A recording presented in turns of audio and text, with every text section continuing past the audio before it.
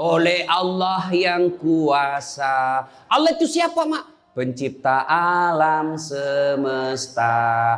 Itu lagu ibu-ibu dulu mengajarkan sejarah Nabi. Sekarang apa lagu-lagunya ibu-ibu? Modern mereka, sarjana, istri pejabat, tapi tidak tahu sejarah Nabi. Apa lagunya ibu-ibu sekarang? Yuk, yuk ayo. Yuk ayo, yuk ayo. Apa itu ayo ayo? Ayo apa? Ayo apa?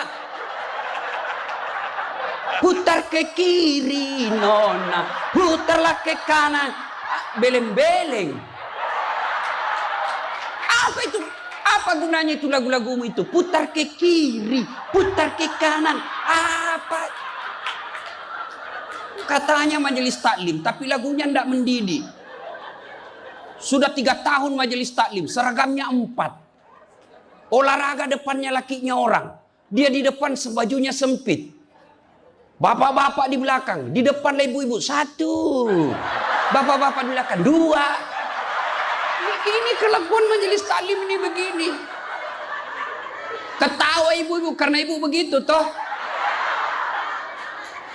Kalau 17-an apa lagu-lagu seperti itu? Mesti dari kecil sejarah Nabi kita ceritakan. Itu dulu ibu saya kepada saya. Sekarang kepada anak saya bikinkan lagu supaya dia tahu anak Nabi. Anak saya namanya Cek, saya ajari. Cek, nah nyanyi nak. Anak-anak Nabi ada 7 orang. 3 laki-laki, 4 perempuan. Pertama Qasim, Abdullah, Ibrahim, Zainab, Rutkaya, Ummu Kalsum, Fatimah. Ibunya bernama Siti Aminah. Ayahnya bernama Abdullah. Kakeknya bernama Abdul Muthalib. Pamannya bernama Abu Thalib. Ibu baru tahu toh 7 anak Nabi? Ya. Berapa laki-laki? 3. Berapa perempuan? Anak pertama? Qasim.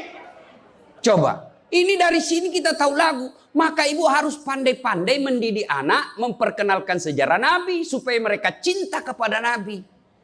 Maka ini tujuannya maulid. Bukan kita mau bidah-bidah. Sekarang ada juga baru belajar agama 2 bulan. Itu pun melalui YouTube. Seolah-olah dialah menjadi panitia hari kiamat. Ini maulid bid'ah. Tidak ada pada zaman Nabi. Tidak ada pada zaman sahabat. Pada tabi'in, tidak ada semua itu. Saya bilang, bos, memang tidak ada pada zaman Nabi. Tidak ada pada zaman sahabat. Kenapa? Mereka hidup sesama dengan Nabi. Mereka lihat Nabi. Segar ikatan mereka soal Nabi. Mereka tahu sejarah Nabi. Jadi tidak perlu dituturkan. Sekarang kita sudah 1400 tahun yang lalu. Banyak umat Islam. La ilaha illallah. Muhammad Rasulullah. Tapi dia tidak tahu siapa anaknya Nabi. Maka perlu kembali diingatkan. Jadi kalau orang mau maulid, hargai. Jangan malah dibilang sesat. Masuk neraka. Nenekmu punya neraka. Yang paling enak, yang tidak mau maulid silahkan. Tidak usah. Yang maulid silahkan. Yang maulid ini jangan kau tuduh mereka sesat. Ayo kita saling memuliakan, menghargai sesama muslim. Ya, nih 1 maulid. Yang kedua, ibu-ibu, bagaimana kita maulid ini bisa menjadi bawa pulang, diamalkan. Apa yang diamalkan? Ayo kita sejarah kisah-kisah Nabi saja dulu. Ya, paling gampang sudah. Berapa istri Nabi? Berapa? Ini ibu biar tahu, enggak mau juga dia jawab ini. Berapa? 11. Coba lihat. Istri pertama namanya Khadijah. Tua berapa tahun? 15 tahun lebih senior dari Nabi. Sebelum menikah dengan Nabi, beliau paling kaya di Mekah. Paling kaya di Mekah. Menikah dengan siapa? Muhammad bin Abdullah. Pegawainya waktu itu, karyawannya. Lalu Khadijah selalu cerita-cerita kelebihan Muhammad kepada asistennya. Namanya Nafisah. Asistennya, dia selalu cerita. Ini Muhammad baik. Jujur, kinerjanya bagus, disiplin. sopan ngomong, nguntung juga baik. Nafisah paham. Oh, bunda ini senang sama Nabi Muhammad. Waktu itu belum jadi Nabi. Akhirnya apa? Nafisah jadi tim sukses. Tapi bukan tim sukses pilkada. Disuruh bikin baleho 10, cuma 5 dia bikin, hilang 5. 5 dia bikin, hilang 5. Ya kan? Ini Nafisah datang kepada Muhammad. Muhammad, bagaimana kalau ada perempuan suka kamu? Alhamdulillah. Tapi ini perempuan lebih senior dari kamu. Tidak ada masalah. Lebih tua 15 tahun. Tidak ada masalah. Tapi dia sudah 2 kali janda. Tidak jadi masalah. Tapi dia bosmu. Tidak jadi masalah. Yang jadi masalah, benar tidak dia senang sama saya?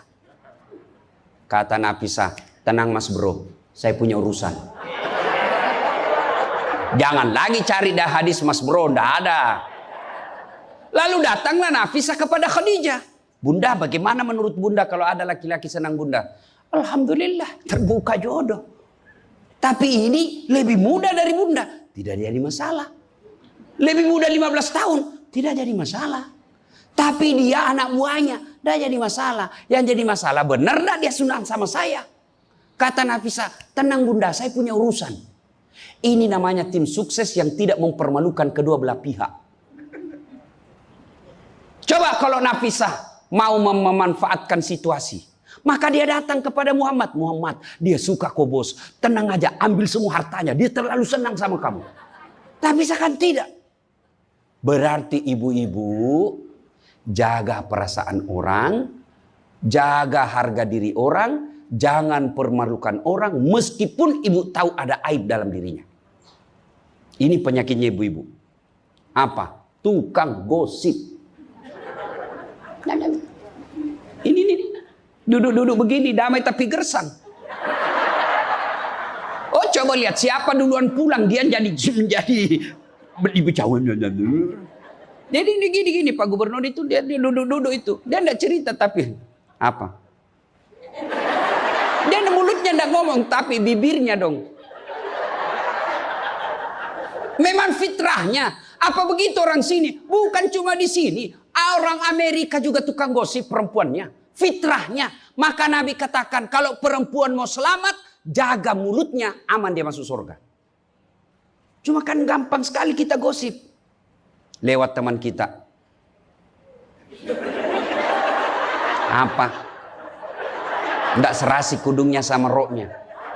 Dia bilang iya. Lipstiknya palsu. Kenapa kau tahu? Melengket di giginya. Semua mau diurus.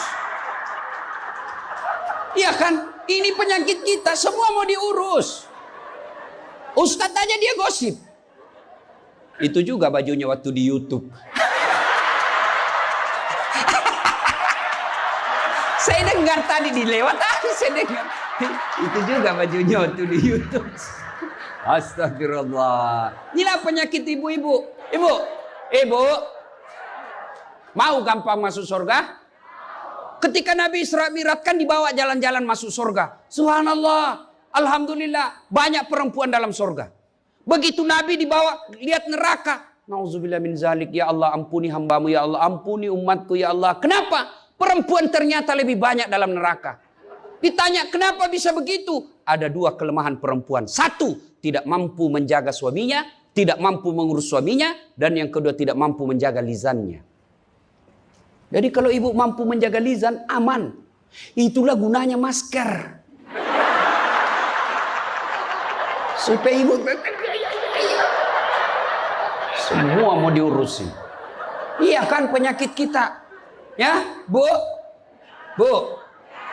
Maka bertanyalah ibu-ibu di Makassar. Ustadz yang saya cerita ini kan benar. Memang begitu sifatnya Ustadz. Itulah benarnya namanya ghibah. Tidak boleh kita cerita kejelekan orang. Kalau dia salah yang ibu cerita namanya fitnah. Tidak ada jalan. Ayuhibbu ahadukum kata Allah. Sukakah kamu memakan bangkai sesamamu manusia? Maka berhenti cerita kejelekan orang. Jadi gimana solusinya Ustaz? Ketika datang orang cerita. Bu katanya Nauzubillah min zalik. Kita berlindung kepada Allah dari keburukan itu, Bu. Belum tentu suami kita lebih baik dari dia. Berhenti itu. Cuma kan enggak kita. Memang. Enggak tahu persoalan. Biar enggak tahu persoalan. Ikut campur. Ibu kalau suka ikut campur bikin urusannya ibu, nanti takdirnya seperti tauge. Tahu tauge? Tahu pecel? Sayur? Lemper? Ada. Ada tuh kalau di Makassar ada lemper. Ayo. Maka karena dia selalu ikut campur, Allah takdirkan semua tauge bengkok. Tidak ada yang lurus toh? Maka kalau ada ibu-ibu majelis begini kumpul, teriaki saja, pagi-pagi toge nih ya. Ini penyakit perempuan. Maka ini gunanya kita peringati maulid supaya ibu-ibu pulang berhenti cerita kejelekan orang. Tidak ada gunanya, menghabiskan amal-amal kita. Nabi pernah kumpul para sahabat dan bertanya, "Atadruna manil muflis?" Saudara-saudara sekalian, kau tahu siapa yang bangkrut nanti di akhirat? Mereka tidak sholat ya Rasul, dia sholat. Yang tidak puasa ya Rasul, dia puasa. Yang tidak haji ya Rasul, dia haji. Yang tidak bayar zakat ya Rasul, dia zakat sedekah.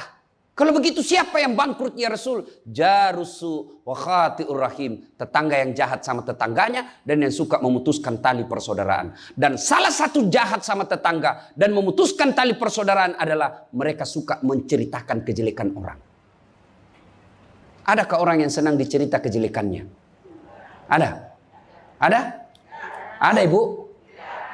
Lalu untuk apa kita cerita orang? Rajin betul istrinya majelis taklim. Baik betul itu istrinya. Tapi kasihan suaminya selingkuh kiri kanan. Lalu apa untungnya ibu cerita? Bu? Hei. Hei. Satu. Pulang pengajian. Tinggalkan gosip. Dua. Rasulullah setelah menikah dengan Khadijah. Usia 40 tahun. Nabi dilantik menjadi Rasul. Pulanglah beliau 3 hari 3 malam di atas Gua Hira. Pulang menggigil. Dia ketuk pintu. Masuklah Nabi. Kedinginan. Lalu Nabi berkata, istriku selimuti saya. Saya kedinginan. Kira-kira kalau ibu-ibu apa jawaban ibu? 3 hari 3 malam suami tidak ada kabar. Di WhatsApp tidak dibaca. Di telepon di reject. Tiba-tiba datang kedinginan, Bu. Selimuti saya, Bu. Apa jawaban ibu? Apa ibu selimuti? Enggak, diinterogasinya suaminya. Mana HP-mu? Dari mana kau ini kedinginan? Iya toh? Tapi Khadijah tidak. Khadijah tidak pernah sangka buruk kepada suaminya. Apa kata Khadijah? Sami'na wa ata'na. Hikmah yang kedua buat ibu-ibu, sangka baiklah kepada suami. Demi Allah, tidak ada kebahagiaan rumah tangga yang dipenuhi dengan sangka buruk. Ibu mau bahagia dengan suami? Mau? Hilangkan sakwa sangka, hilangkan sangka buruk. Telepon suami tidak dijawab pagi-pagi, sangka baik. Oh, berarti suami saya lagi sholat duha. 1 jam kemudian ditelepon, belum dijawab juga. Oh, berarti suamiku lagi meeting dengan gubernur. Telepon lagi siang-siang tidak jawab. Oh, berarti suamiku lagi sholat berjamaah di masjid. Sore ditelepon tidak dijawab-jawab. Oh, berarti suamiku dia lupa handphonenya. Tiba-tiba sore masuk WhatsApp teman kita. Saya lihat suamimu bonceng cewek, cantik betul. Oh, berarti suami saya lagi nge-grab.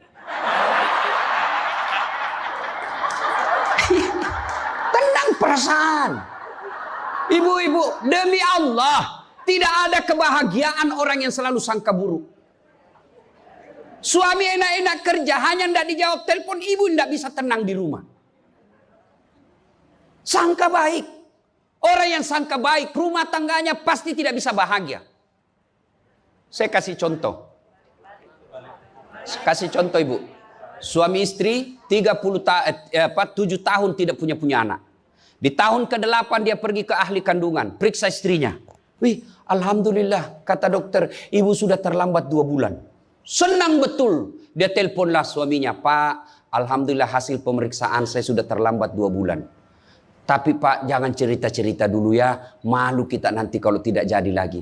Oke Bu, ini rahasia berdua. Jangan cerita ke siapa-siapa. Setuju Bu ya? Setuju Pak. Oke. Beberapa hari kemudian datang petugas PLN. Assalamualaikum. Kata ibunya, Waalaikumsalam. Siapa ya? Saya Bu, saya siapa? Petugas PLN. Oh kenapa Pak? Ibu terlambat 2 bulan. Kenapa dia bisa tahu saya terlambat 2 bulan? Wah, dia mulai curiga sama suaminya. Pasti kelakuannya lagi nih si gendut ini. Kan suaminya gendut. Pasti kelakuannya ini si gendut ini. Pulang suaminya capek. Di jalan macet, kehujanan, baru buka pintu. Memang kau pembohong gendut. Apalagi ini pembohong. Orang capek, pembohong gendut. Apa? Kenapa itu PLN tahu saya terlambat 2 bulan? Pasti kau yang cerita. Bukan saya. Kenapa? Wah, suaminya juga marah digendut-gendutin. Dia datang ke PLN. Ada apa kau tahu-tahu istriku terlambat 2 bulan? Dia bilang ini ada catatannya Pak. Kau hapus ini. Ya boleh Pak, tapi Bapak bayar dulu.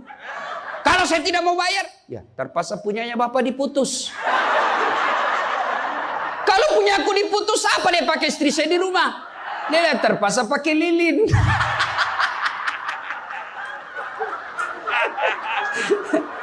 Inilah bahayanya sangka buruk. Bu, lo Ibu, Bu. Salatullah salamullah ala toha Rasulillah. Salatullah salamullah ala yasin habibillah. Oleh-oleh kedua pulang maulid, hilangkan sangka buruk. Tidak ada kebahagiaan orang sangka buruk. Begitu juga kepada pimpinan kita. Kok saya dimutasi? Sangka baik. Saya tadinya kok kepala dinas menjadi staf ahli. Berarti Bapak dianggap ahli. Ini staf ahli kan enak. Ahli yang tidak ada stafnya. Sangka baik. Oh berarti Pak Gubernur merasa saya perlu istirahat, banyak berpikir. Sangka baik. Jangan pernah sangka buruk. Tidak ada kebahagiaan orang yang sangka buruk. Sangka baik. Saya dalam hidup saya, betapa banyak Allah kasih pelajaran. Saya baru tahu maksud Allah yang baik setelah beberapa saat berlalu. Begitu ada kejadian, sangka baik saja. Tunggu akan muncul. Oh ini maknanya ini. Tamat SMA kan saya daftar polisi Bu. Tentara. Akabri. Begitu tes fisik, tidak lulus. Kenapa? Ceper. Tidak cukup tinggiku Bu. Saya protes kepada Allah. Ya Allah, kenapa kau lahirkan saya dalam keadaan pendek? Kau tidak jadi rugi jadi Tuhan kalau saya jadi tentara. Teman saya lulus waktu itu Bu. Dia sekarang polisi 2 bunga, reserse, baret merah. Saya lulus pakai baret putih. Alhamdulillah jadi ustadz. Alhamdulillah karena baret putih saya pakai, mulai baret hiram sampai baret merah, saya ceramai semua. Yang terbaik. Gubernur sebelumnya, kepala dinas, tiba-tiba kita tidak ada jabatan, sangka baik. Itulah hidup. Jangan pernah sangka buruk. Begitu juga kepada suami, sangka baik. Tidak ada ketentraman bagi rumah tangga yang selalu disertai sangka buruk. Dan ibu enaknya jadi istri karena ibu tidak tanggung dosanya suami. Saya bilang sama istri saya, Mama nyecek. Kan ibu-ibu sekarang suka sekali periksa handphone. Untuk apa periksa handphonenya suami ibu? Coba jelaskan saya, untuk apa? Ayo yang suka periksa handphonenya suami ini. Untuk apa ibu? Setelah tahu ibu mau apa? Ternyata besok-besok ada masalah yang tidak menyenangkan hatimu, apa yang kamu lakukan? Mau diceraikan, saya ceraikan kamu. Daripada kau menderita mendampingi saya, sudah, kita selesaikan baik-baik. Dan kau tidak mungkin. Ku ceraikan kau pagi, sore saya sudah dapat. Nah sekarang apa maumu? Sakit hati aja. Ayah. Dan hebatnya perempuan Islam, kalian tidak menanggung dosanya suami. Kalian tidak akan menanggung dosa suami. Ya, beda kalau laki-laki. Kalau laki-laki, dosa istri kita tanggung. Kalau suami menanggung dosa istri. Istri tidak pakai jilbab, istri tidak sholat, istri tidak puasa, istri tukang gosip, istri suka keluyuran. Suaminya ditanggung dosanya nanti. Ku ampusakum wa ahlikum nara. Beda istri. Suami pezina, suami koruptor, suami narkoba, suami penjudi, suami tukang tipu. Ibu tidak tanggung dosanya suami. Itulah enaknya jadi perempuan Islam. Bahkan kalau dia sholat, dia puasa Ramadan, dia jaga harga dirinya, dia patuhi suaminya, kata Nabi, tadahulul jannati bisalam. Silahkan ibu mau masuk pintu surga mana saja. Makanya sangka baik saja, tidak usah sangka buruk. Ada ibu-ibu curhat sama saya tengah malam, Ustaz. Mohon solusinya Ustaz. Saya sudah tidak tahan. Kenapa ibu? Dia bilang saya sudah tidak tahan. Saya minta solusinya Ustaz. Saya sudah tidak tahan. Memang kenapa? Saya ini sudah 21 tahun menikah Ustaz. Tidak tahan saya. Saya bilang dalam hati. 21 tahun tidak tahan. Inilah kadang-kala ibu-ibu kalau ngomong tidak masuk di akal. Ya memang Allah fitrahkan itu manusia. Laki-laki itu lebih banyak akalnya. Perempuan lebih banyak perasaannya. Maka kalau perempuan ngomel, dengar saja Pak. Tidak usah dijelaskan apa dia mau. Dengar aja. Karena memang dia cuma mau didengar. Dengar aja. Oh, ya, dengar aja, dengar. Tapi tidak tahan saya Ustadz. Ya tidur. Rumus menghadapi perempuan itu, ilmu paling efektif, sabar. Tidak ada sudah kalah itu ilmu sabar. Diam. Tidak usah dijelaskan. Biar dijelaskan tidak masuk di akalnya. Apalagi kalau dia sudah bilang pokoknya sudah Pak, lebih diam aja. Pokok sudahlah. Dijelaskan satu muncul pertanyaan dua. Dijelaskan tuntas yang dua muncul lagi pertanyaan tiga. Sudah tuntas semuanya dia ungkap lagi yang 5 tahun yang lalu. Itulah perempuan. Iya Ibu toh? Maka dengarkan saja. Ada saatnya nanti dia bilang. Baru dia sadar itu. Iya sebenarnya itu saya emosi aja itu hari Pak. Begitulah perempuan. Dihadapinya jangan emosi. Saya sudah tidak tahan Ustaz. Kenapa? Sudah 21 tahun. Udah cocok saya Ustaz. Saya bilang Ibu tahu enggak baut? Tahu Ustaz. Apa pasangannya baut Ibu? Mur. Sama enggak? Sama modelnya? Sama bentuknya? Beda. Justru perbedaannya yang membuat dia kokoh. Berarti rumah tangga tidak akan pernah kokoh kalau mau menyamakan. Yang kokoh adalah ketika dia mau saling menerima kekurangan dan kelebihan. Itu pasti kokoh. Mana mau cocok jenis kelamin aja kita tidak sama. Iya. Pendidikan aja kita pasti beda. Latar belakang budaya kita pasti beda. Maka yang membedakan itulah kalau kita kelola dengan baik dalam rumah tangga, dengan faktor utamanya sangka baik, insya Allah bahagia rumah tangga. Ya, sangka baik. Tuh Khadijah tidak pernah sangka buruk sama suaminya. Khadijah ketika beliau sakaratil maut, usia 65, beliau sakit. Dan baju yang beliau pakai sudah 8 kali tambal. Tahu tambal Ibu? Itu tambal ke-8-nya 1 sampai 7 Nabi masih menambalnya pakai apa? Masih pakai kain. Di tambalan ke-8 beliau pakai pelepah daun kurma. Kenapa? Habis kainnya Nabi. Padahal sebelum nikah beliau orang kaya. Lalu beliau panggillah anaknya, Fatimah ta'al. Fatimah ke sini dulu nak. Kenapa bunda? Tolong kau mintakan serbannya bapakmu. Ada serban yang selalu dia pakai bapakmu itu terima wahyu. Tolong sampaikan ke beliau. Saya minta untuk saya jadikan kain kafan. Mudah-mudahan serban itu Allah hindarkan saya dari azab kubur. Mendengar ini Fatimah berkata, bunda aja yang minta sama bapak. Dengar jawaban Khadijah. Saya malu minta sama bapakmu nak. Habis hartanya untuk bantu Rasulullah, minta serban, malu. Kira-kira masih ada istri sini malu minta sama suaminya? Pak Gubernur, masih ada kira-kira malu minta sama suami? Bukan diminta, dicuri. Ayo, itulah Khadijah.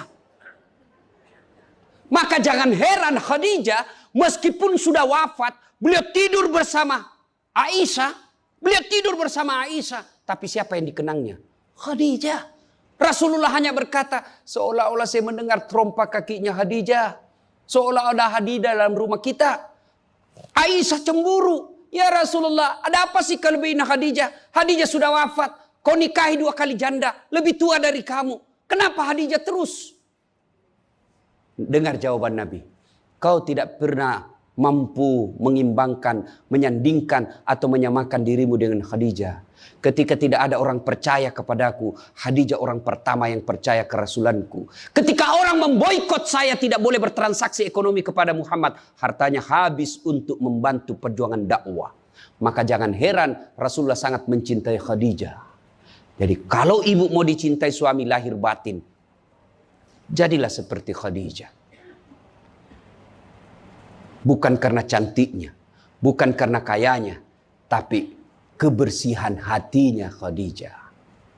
Kita itu laki-laki kan tergantung perempuannya. Kalau perempuannya baik, akhlaknya baik, tidak mungkin tergoda suami. Ibu mau? Suami tidak macam-macam mikirnya. 3 aja resepnya. Pegang ini, kau kuasai suamimu. 1, buat matanya senang. Artinya apa? Ibu penampilan cantiklah di depan suami. Kalau suami senang selalu pakai baju merah, pakai itu baju merah tiap hari. Kalau suami senang warna-warna emas, pakailah itu tiap hari. Ya. Tapi saya tidak senang warna begini Ustaz. Bukan untuk ibu, tapi untuk menyenangkan suami. Dandannya seorang istri, menyenangkan hati suami. Itu ibadah buat seorang wanita. Yang kedua, buat perutnya senang. Bagaimana caranya? Bikinlah masakan kesenangan suami. Kalau tidak bisa tiap minggu, sekali sebulan. Ketika terima gajinya suami, terima honornya suami, ya WhatsApp suami, SMS suami, telepon suami. Bang, jangan makan di luar hari ini. Hari ini saya masak spesial buat abang. Masakan kesenangan saya sudah siapkan di rumah bang. Aman bang, jangan makan di luar. Ini hari spesial buat abang. Senang kita jadi suami. Itu saya kalau terima SMS WhatsApp begitu, mamanya C di rumah dia goreng baru dia kirim. Rasanya kita mau cepat pulang. Ibu pernah WhatsApp suaminya begitu? Paling di WhatsApp, bang jangan lupa singgah beli telur. Bang habis gas.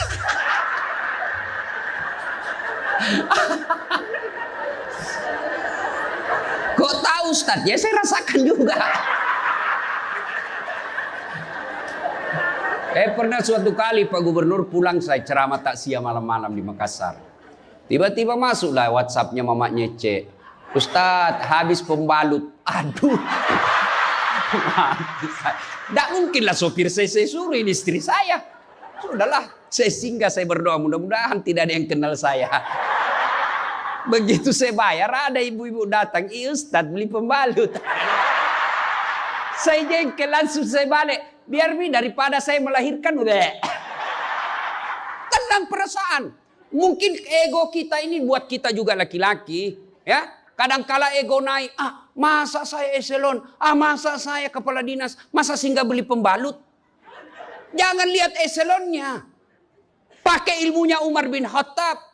Umar bin Khattab ada sahabat yang selalu mau datang. Mau laporkan istrinya. Kenapa istrinya suka ngomel? Maka dia berharap Umar panggil istrinya supaya dinasehatin. Begitu dekat dengan Umar bin Khattab. Dekat dari rumahnya Umar. Dilihatnya Umar juga dimarahi sama istrinya. Balik dia bilang, Pak Umar aja dimarahin. Balik besok ketemu. Ya Amirul Mukminin, presiden lah waktu itu.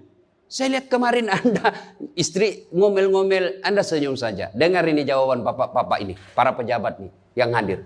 Dengar apa jawaban Umar. Begitulah cara saya berterima kasih kepada istriku yang telah hamil, melahirkan, dan menyusui anak saya. Coba, hilang itu emosi Pak. Hilang itu harga diri. Kalau kita sudah ingat bagaimana susahnya itu ibu melahirkan, hamil. Masih ingat ibu-ibu waktu hamil? Masih? Ada ndak enaknya itu orang hamil? Untung saya tidak pernah hamil. Oh, coba ibu-ibu kalau hamil, jalan aja setengah mati. Aduh, sudah mau mau duduk aja, mana ada ibu hamil langsung duduk aja. Udah standar samping dulu itu kasihan. Iya ibu, ya benar. Kalau kita laki-laki paling ngidam. Ustaz, apa doanya berhenti ngidam istri? Ngidam apa istrimu? Nanti dia bisa tidur kalau dilihat saya di atas lemari Pak Ustaz.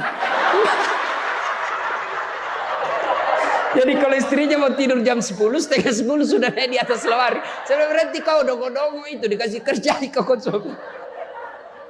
Yang kedua kata Umar, begitulah cara saya berterima kasih kepada istriku yang telah melahirkan anak saya. Masih ingat waktu melahirkan? Masih? Ada ndak ibu-ibu melahirkan senyum? Ada? Mentang-mentang istri gubernur keluar sayang. Setengah mati juga biar istri gubernur. Nggak ada. Itulah susahnya jadi perempuan. Maka ketika suami disuruh sama istri, bayangkan sulitnya melahirkan. Yang ketiga kata Umar, begitu cara saya berterima kasih yang telah menyusui anak saya. Masih ingat waktu menyusui? Masih? Terutama waktu tumbuh giginya.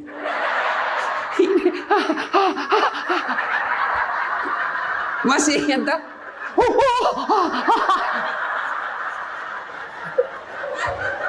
Untuk saya tidak pernah rasakan. Bu kalau digigit kan, mana dia ditinjau nanya, kok gigit saya? Tidak, dia usap, lepas nak. Iya ibu, iya. Siang anaknya, malam.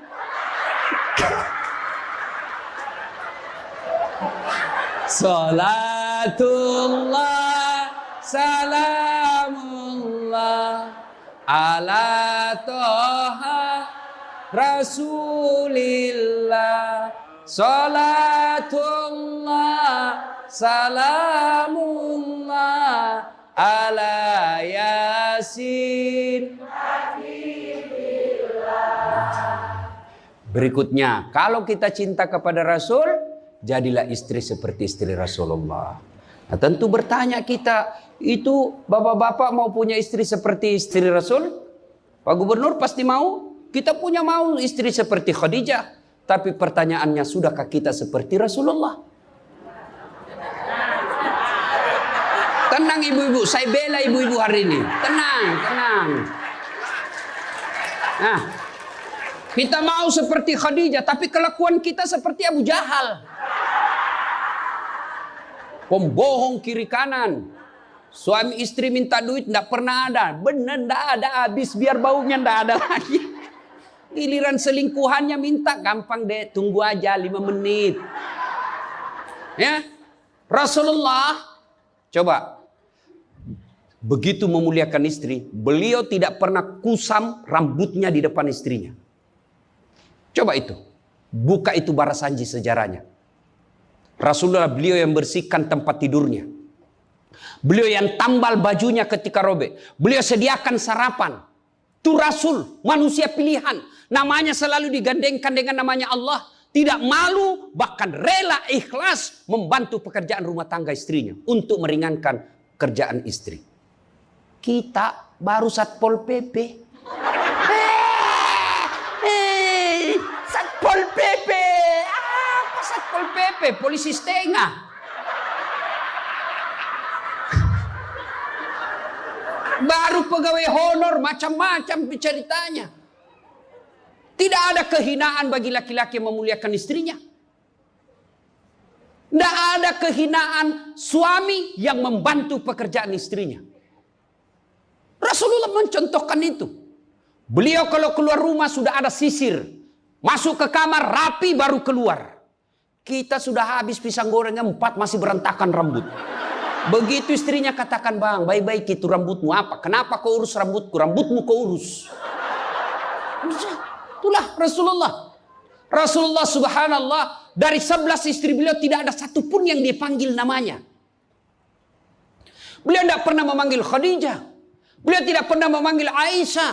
Aisyah beliau panggil apa? Ya Khumairah. Yang kemerah-merahan pipinya. Karena memang Siti Aisyah merah delima pipinya. Maka bapak-bapak Pak di sini, Pak Karo, panggillah istri kita dengan panggilan kasih sayang. Wahai istriku yang termancung hidungnya di lorong 3. Dengan tidak mancung hidungnya Ustaz. Ya giginya lah kau lihat. Justru giginya mancung Ustaz. Jangan terlalu jujur. Mentang-mentang istri kita hitam panggil Tam. Hitam. Apa kata istri kita? Apa PC? Masa suami istri. Katanya Islam itu agama yang paling paripurna. Kok kita saling PC hitam? Ya. Rasulullah, beliau kalau minum bersama istri beliau, kalau beliau minum gini. Bismillahirrahmanirrahim. Hebatnya Rasul, kalau beliau minum, 1 teguk dikasih lagi istrinya. Minum lagi. Kasih lagi istrinya. Hebatnya, bekas bibirnya Aisyah, itu yang diminum oleh Rasulullah. Bekas bibirnya Aisyah. Masya Allah. Coba kalau kita Pak Kadis. Istri, bekas bibir istri. Bau betul mulutmu.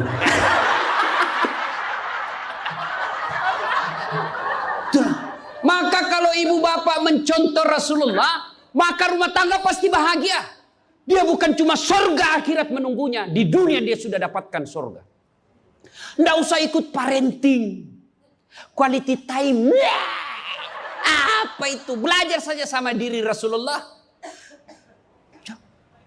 Kita ini sudah miskin di dunia. Rumah tangga kita kadang-kala ngontrak-ngontrak. Tidak tahu lagi kewajiban istri kepada suami. Suami tidak tahu kewajiban kepada istri. Maka di dunia dia susah sanggara. Di akhirat apalagi nanti. Maka kalau kita tidak bisa dapatkan kekayaan sorga di dunia.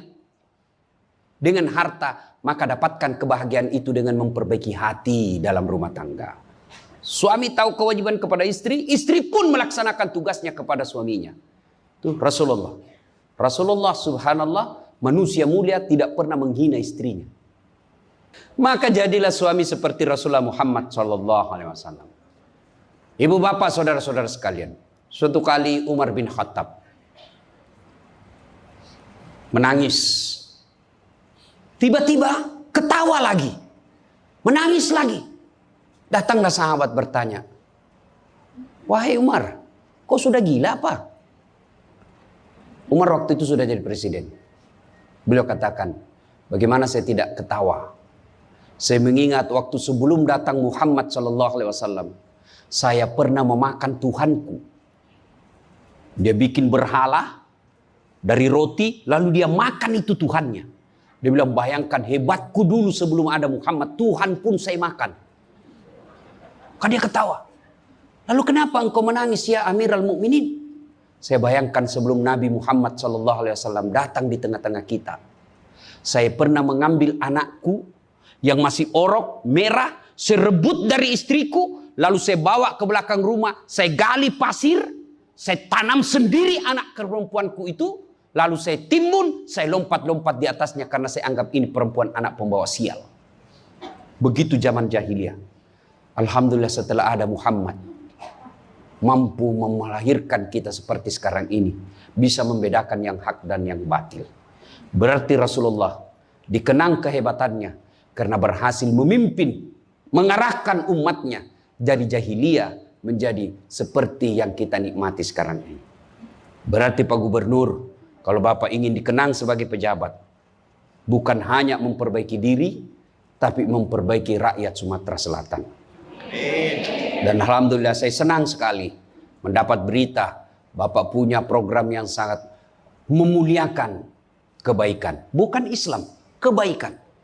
Satu desa, satu lurah, satu rumah tahfiz. Meskipun Bapak sudah tidak menjabat sebagai gubernur, selama rumah tahfiz itu dimanfaatkan, maka itu akan menjadi amal kebaikan dunia sampai di akhirat. Tapi percayalah, tidak mungkin Pak Gubernur hebat tanpa didukung sama istri. Tidak mungkin. Ini istri tidak kelihatan perannya, tapi menentukan SK. Benar. Biar Pak Gubernur senang sama Bapak, kalau istri Pak Gubernur tidak senang, berpengaruh itu tanda tangan. Iya, memang sudah itu begitu yang namanya kehidupan manusia. Saya juga tidak bisa hebat ceramah begini kalau istri saya tidak mendukung. Saya mau bikin naskah, digangguinya saya. Pergi sama bapakmu, cepat kau ambil itu. Nangis anak, mana bisa kita bikin naskah? Begitu kita mau ceramah, dia curi kita punya naskah. Apa? Mana bisa? Allah Subhanahu wa Ta'ala berfirman, mana sudah ini? Mana naskah kita? Maka yang terpenting kembali dalam maulid kali ini, mari jadikan rumah tangga kita sebagai pintu sorga, meraih sorga yang sebenarnya. Jangan berpikir di dunia tidak ada sorga. Kita kan selalu berdoa, fid dunya hasanah, wa fil akhirati hasanah. Selamat di dunia, selamat di akhirat. Apa itu fid dunya hasanah? Menurut para ahli tafsir Al-Quran, hasanah di dunia itu, sorganya dunia itu, mengandung 4 komponen. 1, punya pasangan yang baik. Jadi kalau istri bagus agamanya, suami bagus agamanya, suami bagus akhlaknya, istri bagus akhlaknya, sudah 1 komponen surga didapat. Yang kedua, punya anak yang soleh dan soleha. Tidak ada gunanya pangkat jabatan kalau anak kurang ajar. Ibu-ibu nih, kalau ibu meninggal siapa yang doakan? Suami. Tidak bakal, dia kawin lagi. Siapa yang doakan? Anak. Maka berhasilan ibu, saya setuju dengan pernyataan Pak Gubernur. Kalau mau hebat ini provinsi kita, ibu-ibunya harus menjadi pesantren pertama. Sayang, seribu sayang, ibu-ibu sekarang banyak yang gagal mendidik anak. Dihormati di luar, dimuliakan di kantor, sampai di rumah dimaki-maki sama anaknya. Itu siapa yang gagal? Ibunya. Kita kadang-kala bahagia, hebat kalau anak kita pintar bahasa Inggris. Hebat anaknya Ustadz, pintar bahasa Inggris. Apa hebatnya? Banyak yang bisa begitu. Masa banyak Ustadz? Ya sudahlah, ke Inggris, lihat itu anak-anak di sana. Anak-anak di sana semua pakai bahasa Inggris, Bu. Memangnya kalau ibu nanti meninggal, anak berdoa pakai bahasa Inggris? Oh my God. Please help me my mother. Enggak. Pasti pakai bahasa Pado. Kepado, lindungi lo. Pasti. Ya. Maka ibu-ibu didik anak. Yang ketiga komponen punya surga dunia, apa itu? Punya harta yang bermanfaat, bukan harta yang banyak. Mana harta yang bermanfaat? Harta yang banyak digunakan orang lain menjadi amal soleh-soleh, amal jariah. Bu-ibu nih, yang punya emas berlian, cincin. Ayo ibu, kalau ibu meninggal siapa yang punya itu? Siapa? Anak, istri kedua. Bukan anak, istri kedua yang pakai. Maka sedekahlah sebelum tiba saatnya. Dan yang keempat, surganya dunia, punya teman yang baik. Bukan teman kepentingan politik dan kekuasaan. Teman yang baik itu meskipun kita sudah pensiun masih baik sama kita. Meskipun kita sudah miskin masih baik sama kita. Itulah teman yang baik. Dan nerakanya dunia ketika kita punya jabatan, banyak teman kita, pas kita hilang jabatan, semua menjauh dari kita. Itu nerakanya dunia. Nah ibu bapak saudara-saudara sekalian, mari mewujudkan ini melalui maulid. Dan istri yang baik. Terakhir, kalau kita mencintai Rasulullah, maka kita ikuti sunnah-sunnahnya. Apa sunnah? Yang gampang-gampang, tidak usah berat-berat. Mulai hari ini, oleh-oleh khusus ibu, kapan dan dimanapun selalu ada wudhu. Coba ibu amalkan. Bapak-bapak pegawai, bapak mau pergi kerja wudhu dulu. Mau pergi jemput anak wudhu dulu. Mau pergi pengantin wudhu dulu. Mau pergi kemana saja ikuti Pak Gubernur yang katanya tidak ada liburnya. Ya, sudah ikuti dengan ada wudhu. Orang yang selalu ada wudhunya, innallaha yuhibbut tawwabina wa yuhibbul mutattakhirin, dicintai oleh Allah Subhanahu wa taala. Ibu bapak saudara-saudara sekalian, banyak yang ingin kita sampaikan, tapi waktu jualah yang membatasi kita. Insya Allah lain waktu dan kesempatan kita akan lanjutkan.